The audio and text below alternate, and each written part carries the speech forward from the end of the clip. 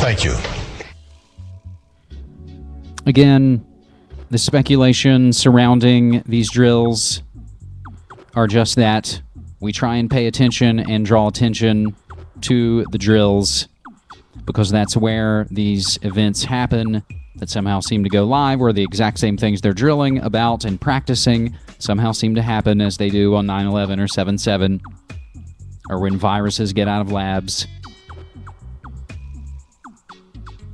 So this is National Level Exercise 2010 Terror Drills in Limbo, and again, we'll send you to the flashback from just last week. So again, go to episode 167 to go further into National Level Exercise and ask the question, why is FEMA trying to cover it up?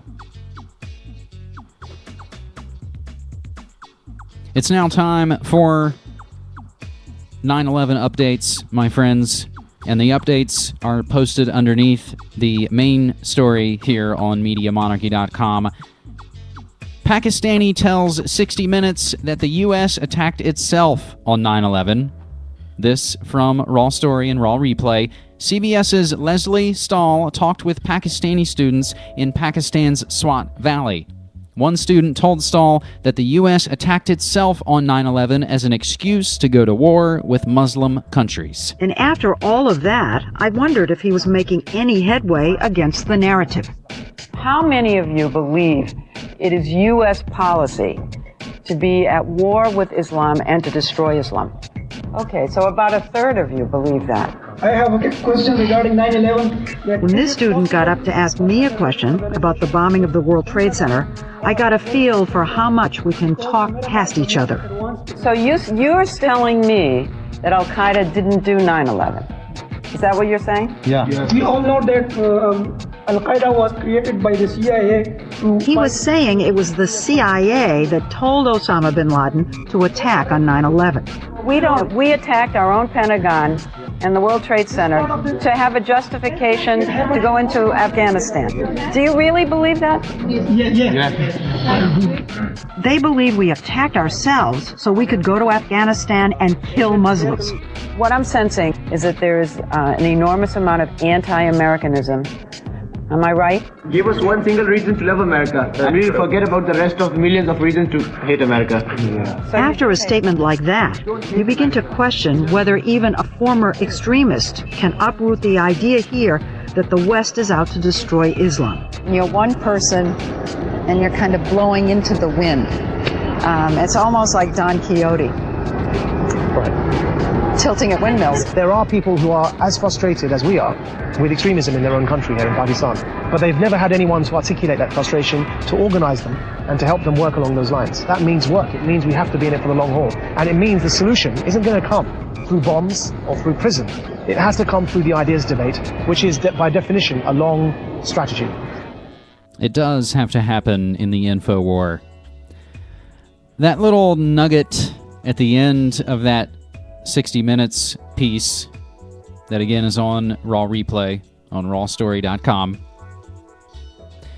You had to go through the whole 16-minute segment on the narrative about Islamic ideology, where they follow this guy who used to be for it and now he's against it and is going around trying to talk to people.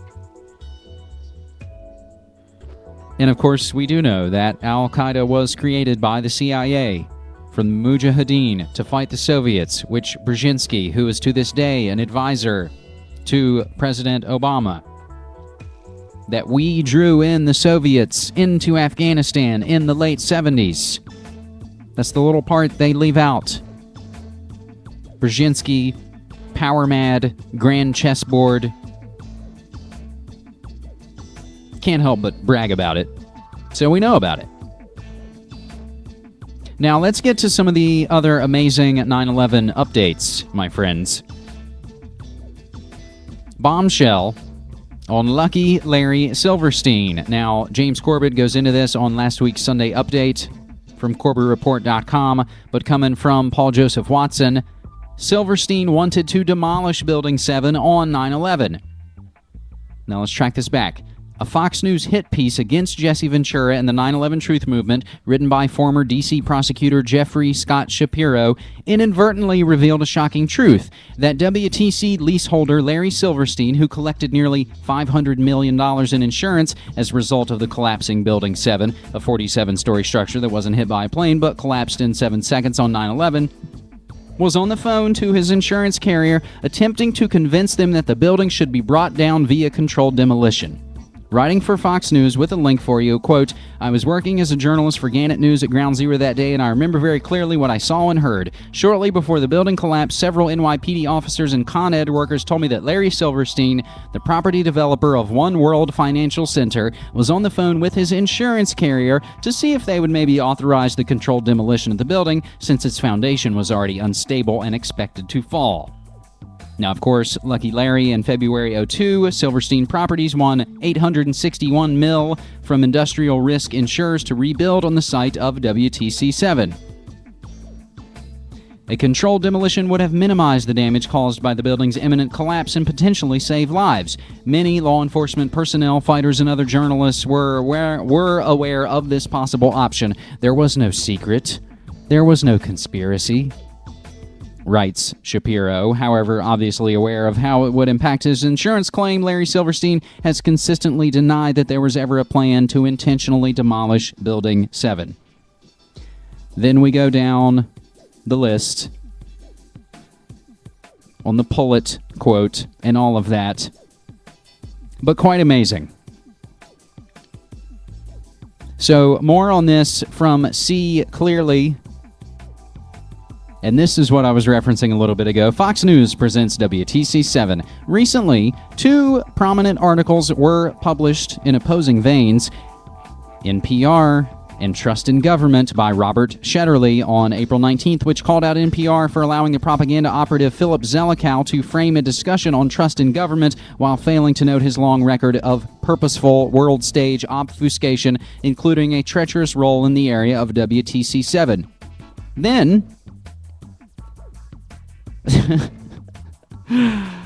Shame on Jesse Ventura by Jeffrey Scott Shapiro, which we just covered, and that gets into Larry Silverstein's plan to use controlled demolition on Building 7.